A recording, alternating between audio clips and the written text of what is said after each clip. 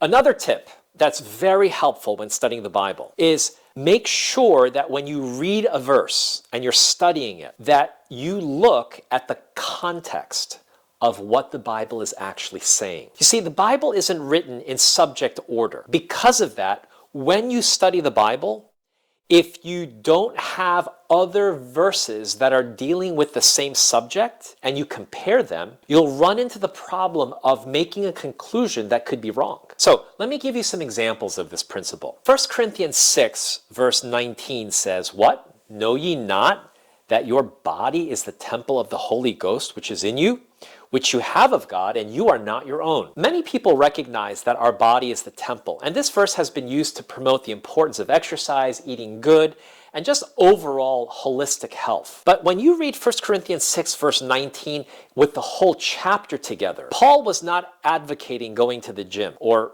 eating clean. Paul was actually talking about avoiding a sin which was having not only a problem on the individuals participating in it, but was also having a leavening effect upon the church at large. Is it wrong to apply the principle of your body being the temple of God to health and, taking care of your body? No. But the reason I'm emphasizing this is because it's important to know what the author originally intended, from which you can make an application to other areas where that particular principle might be applicable. Another good example of this is Luke chapter 15. I think most Christians are aware of the story of the prodigal son. Now, I want to be clear. I cannot think of a better story in the Bible that illustrates God's compassion and his love and his care for his children despite their mistakes. But did you know that the parable of the prodigal son in Luke 15, the context of it explains why there is an older and a younger son. If you look at Luke 15 verse 11, and then you go back to the beginning of the chapter and you look at verses 1 and 2, you discover that Jesus was addressing a group of people that had Pharisees, it also had publicans, and in this diverse group of very polarized people, Jesus made the details of the story particularly relevant for the situation that he was facing of the mindset of a certain group of those people. Why am I saying this to you? Because if you understand the context of a story or a verse or a parable, it can actually broaden the meaning that you discover in that particular